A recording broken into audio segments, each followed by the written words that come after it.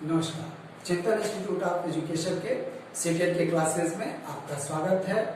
आज हम लोग सीटेट टॉपिक के अंतर्गत अभिप्रेरणा की मूल प्रवृत्ति का सिद्धांत, जिसे किसने दिया, विलियम मैकडूगल ने दिया था। तो इसके बारे में हम लोग आज के क्लास में अध्ययन करेंगे।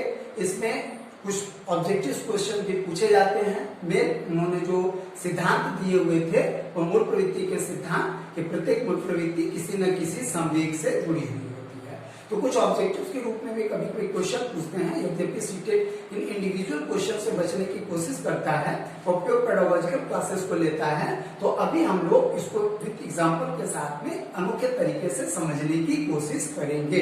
तो आइए देखिए कुछ ऑब्जेक्टिव जो पूछे जाते हैं। क्या पूछा जाता है कि अभिप्रेरणा की मूल प्रवृत्ति का सिद्धांत किसने दिया? तो आप कहेंगे विलियम मैकडूगल ने दिया। साथ ही साथ उनकी पुस्तक का क्या नाम है? तो उनकी पुस्तक का महत्वपूर्ण पुस्तक है an introduction to social psychology. ये भी कभी कभी पूछा जाता है टेस्ट वगैरह में। आगे क्या आपका कि उन्होंने कभी कभी कंफ्यूजन करने वाले क्वेश्चन आ जाते हैं कि आपका मूल प्रवृत्ति का सिद्धांत, मूल प्रवृत्ति शब्द का प्रयोग किसने किया? तो मूल प्रवृत्ति शब्द का प्रथम प्रयोग जो है आपका प्रथम प्रयोग विलियम जेम्स ने किया था। लेकिन सिद्धांत के रूप में उसके वास्तविक प्रयोगकर्ता कौन है? तो सिद्धांत के रूप में इसके वास्तविक प्रयोगकर्ता विलियम मैकडूगल है। अब उसके बाद साथ ही साथ पूछा जाता है। तो आइए कुछ कॉन्सेप्ट को समझते हैं, जिसमें शब्द है अभिप्रेरणा। अभिप्रेरणा क्या है? अभिप्रेरणा किसी कार्य को प्रारंभ करने, जारी रखने तथा नियंत्रित करने की प्रक्रिया है। इस सिद्धांत को हम लोग क्या करते हैं? मूल प्रवृत्ति सिद्धांत को अभिप्रेरणा सिद्धांत के अंदर बहुत इंपॉर्टेंट सिद्धांत है। अक्सर सीटेट इस पे कम से कम 2 या 3 प्रश्न हर ईयर पूछे जाते हैं घुमा फिरा करके। तो यानी अभिप्रेरणा किसी कार्य को प्रारंभ करने, जारी रखने तथा नियंत्रित करने की प्रक्रिया का एक चैप्टर में हम लोग अभिप्रेरणा पे विस्तार से समझेंगे। तो अब मेन ये है कि इस सिद्धांत में मूल प्रवृत्ति के सिद्धांत का शैक्षिक परिस्थितियों में या व्यवहारिक परिस्थितियों में कैसे प्रयोग कर सकते हैं, इसको हम आगे देखेंगे। मूल प्रवृत्ति क्या है? तो मूल प्रवृत्ति वह जन्मजात व्यवहार है, वो जन्मजात प्रवृत्तियां हैं जो हमें जन्मजात रूप में क्या करती हैं, प्राप्त होती है। इसके लिए मैकडूगल ने क्या कहा कि संवेग उत्पन्न होने पर जो क्रिया होती है, जो जन्मजात क्रिया होती है, उसे उन्होंने क्या कहा, मूल प्रवृत्ति का नाम दिया। और संवेग क्या है? संवेग की मोशन। आगे क्या है आपका कि संवेग यानी अंदर से आवेश, क्या उत्तेजित अवस्था का नाम क्या है? व्यक्ति के जब उत्तेजित अवस्था आता है, अस्थिर अवस्था रहता है, उसमें वह कुछ भी काम कर सकता है, तो वह क्या करता है? संवेग कहलाता है। तो मैकडूगल ने इस सिद्धांत में यही बताया कि प्रत्येक मूल प्रवृत्ति किसी न किसी संवेग से जुड़ी हुई है। अब प्रश्न ये उठता है, सीटेट जो कि हम लोग बार बार करते हैं कि वह एग्जाम्पल बेसिस पे उन चीजों पे समझने की कोशिश करता है कि क्या आपने कॉन्सेप्ट को और केस हिस्ट्री के रूप में लेता है और समझाने की कोशिश करता है। आपको उन सिद्धांतों को समझना पड़ेगा। तो आइए देखा जाए तो क्या है कि प्रत्येक संवेग किसी न किसी मूल प्रवृत्ति से जुड़ा होता है। कभी कभी ऑब्जेक्टिव के रूप में 1-2 प्रश्न और आ जाते हैं कि उछाल पटों के रूप में इसकी संकल्पना, मूल प्रवृत्ति की संकल्पना उछाल पटों के रूप में किसने किया, के रूप में? तो आप कहेंगे मैकडूगल ने किया।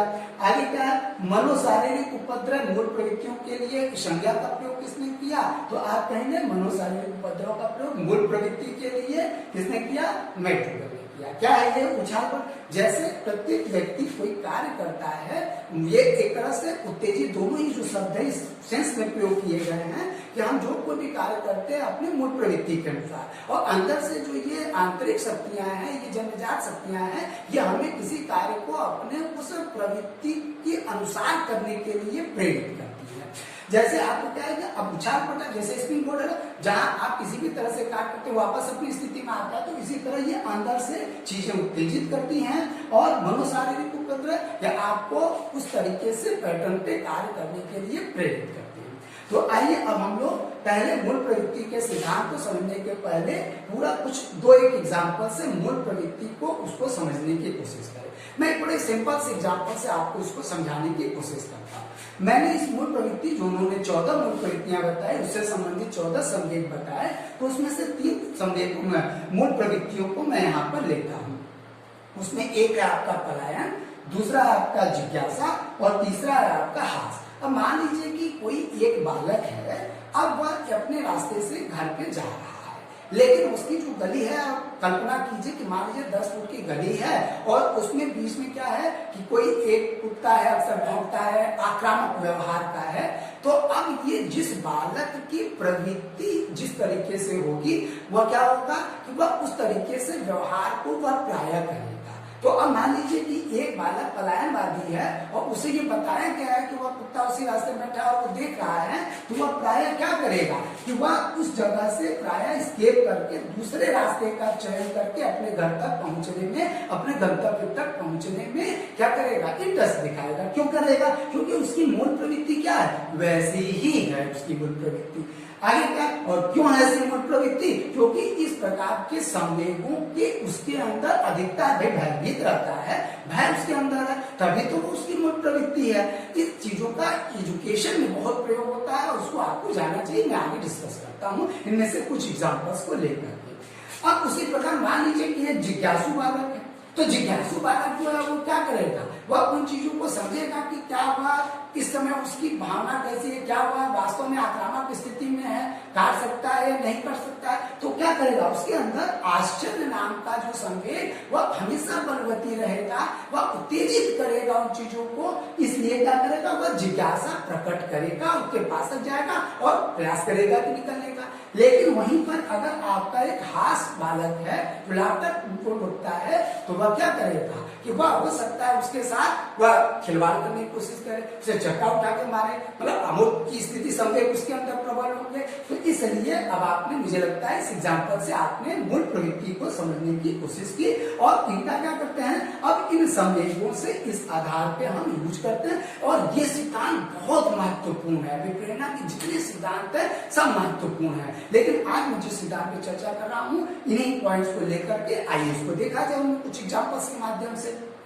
क्या मैंने अभी पलायन को जैसे बताया, अब मान लीजिए कि कोई एक टीचर है, वह क्लास में बच्चों को मैथ पढ़ाते हैं, कहते हैं कि तुमको मैथ समझ नहीं आता, डंडा उठा के उसको पीट देते हैं। लेकिन समस्या क्या होती है कि वह इस चीज को नहीं समझते हैं कि क्यों है, क्योंकि वह भय नाम का संवेग उसके अंदर हमेशा बलवती है। तो जब तक आप उसके भय के संवेग को नहीं समझेंगे कि वह भयभीत रहता है, विषयों को उस तरीके से उपक्रम नहीं करेंगे, उस तरह के मेथड्स नहीं लगाएंगे, पेडागोजी का यूज नहीं करेंगे, तो क्या होगा कि आप उसको पीटेंगे या उसको भगाएंगे, तो यह और स्थिति उसके लिए खराब होगा। तो ये जो अभिप्रेरणा का सिद्धांत है वो यही बताता है कि हम बच्चों को अभिप्रेरित कैसे करें। बात समझ रहे? चलो ये आपको बेटर समझ में आया। अब उसी तरह मान लीजिए कि आपका युयुत्सा कॉम्बैट, यानी युयुत्सा क्या है कि युद्ध लड़ने की प्रवृत्ति, झगड़ा करने की प्रवृत्ति, इस तरह की प्रवृत्ति उसके किसी बालक के मूल में है। मूल प्रवृत्ति, जो प्रवृत्ति मूल जड़ में है उसे हम मूल प्रवृत्ति करते हैं। तो यानी वह हमेशा क्या करता है, आक्रामक व्यवहार करता है, किसी की चीजों को वो छीन लेता है, वो सारी चीजों को करता है, उसको पनिशमेंट किया जाता है। लेकिन यहाँ पे हम क्या पढ़ रहे हैं, अभिप्रेरित कैसे करेंगे, बस में। और किसके सिद्धांत के द्वारा, मैकडूगल के सिद्धांत के द्वारा। तो इसलिए इस चीज को समझना बहुत जरूरी है।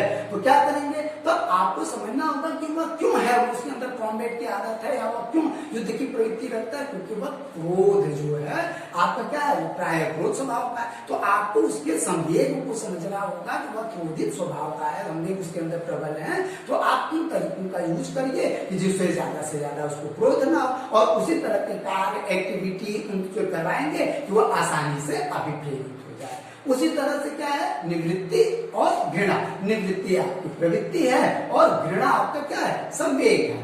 निवृत्ति कहने मतलब किसी चीज से हट जाने की जो प्रवृत्ति है वह निवृत्ति कहलाती है। अब मान लीजिए कि वह मान लीजिए भयभीत रहता है, तो ये अलग कॉन्सेप्ट है। लेकिन अगर वह उन चीजों से, कोई सब्जेक्ट से वह घृणा ही करने लगता है, सारा चीज जो है उन चीजों से भागने की जगह क्या, मैं देखूंगा ही नहीं। अब मैथ के टीचर जब कहते हैं मैथ को नहीं, मैं आपको कलर ड्राइंग बनाऊंगा, तो इसलिए इस चीज को मैकडूगल यही कहते हैं कि इनकी मूल संवेग और मूल प्रवृत्तियों को बालक को जानेंगे, तभी जा करके उसको आप अभिप्रेरित कर पाएंगे।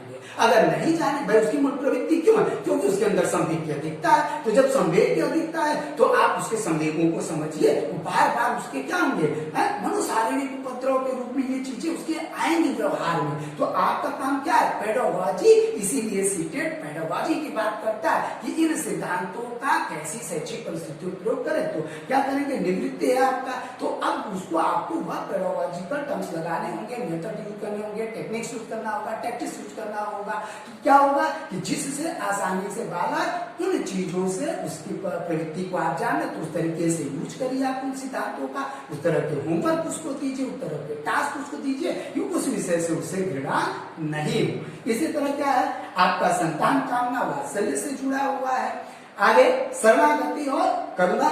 शरणागति आपकी प्रवृत्ति है और करुणा क्या आपका संवेग है। तो आपने देखा होगा कि बच्चे प्राय क्या करते हैं कि अगर मान लीजिए कुछ ऐसे बच्चे होते हैं जो कि खाली इंडिविजुअल अपने ही सब्जेक्टों को फोकस करते हैं और दूसरों को बताना उचित नहीं समझते। लेकिन अगर कोई बालक ऐसा कर रहा है तो जान लीजिए कि क्या है कि वह दूसरे की मदद करता है। वो कहता है कि अपने पढ़ते समय क्या होता है, ला अच्छा तुम्हारा भी सवाल उससे कोई पूछता है मुझे ये बता दो, तो वो भी आसानी से बता देता है। तो क्यों है ऐसा उसका व्यवहार, उसकी प्रवृत्ति ऐसी क्यों है, क्योंकि उसके अंदर करुणा नाम का संवेग उसको उत्तेजित कर रहा है और वह उनको क्या करता है, शरणागति अपने अंदर वो लेता है, उसको कहता चलो मेरा तो हो रहा तुम्हारा भी उसमें करते हैं। आगे क्या है, कामुकता, काम प्रवृत्ति आपका ना।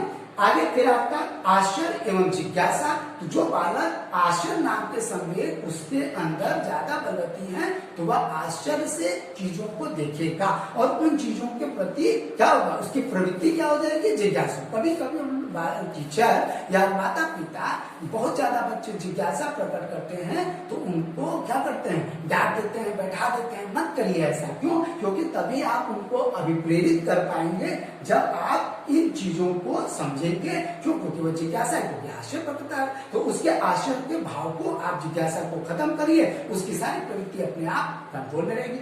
आगे दैन्य आत्महीनता, मैं ये नहीं कर सकता हूँ, मैं ये एकदम नहीं कर सकता हूँ, मुझे आता ही नहीं है, मैं ये साइंस सब्जेक्ट नहीं लूंगा। इस तरह से क्या है, आत्म अभिमान को प्रकट करता है। तो उसके संवेगों को समझिए और उनके अनुसार उसको ट्रीटमेंट दीजिए मूल प्रवृत्तियों के अनुसार, और क्या होगा, आसानी से उसे आप अभिप्रेरित कर पाएंगे।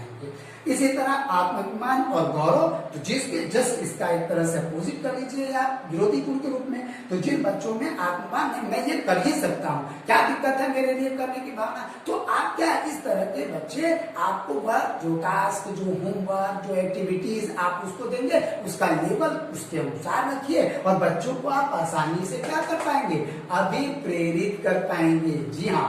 आगे क्या है, भोजनान्वेषण और भूख। तो आपका भोजनान्वेषण, भोज अन्वेषण, फूड सीकिंग। तो क्या है कि हम जब किसी बालक को प्रोवाइड करता है तो ऐसे जैसे छोटे बच्चे हैं तो कभी कभी क्या है कि परेशान को भूख ज्यादा करता है, उसकी वो क्या है, संवेग ज्यादा उसके अंदर प्रबल है। तो आप उनको जो है छोटे बच्चों को ना चॉकलेट या इससे माध्यम से क्या है कि माता पिता आसानी से उन काम को करवा लेते हैं। लेकिन जब जानेंगे कि संवेग उसके अंदर भूख का प्रबल है तभी तो। अब इसी तरह संग्रहण और स्वामित्व।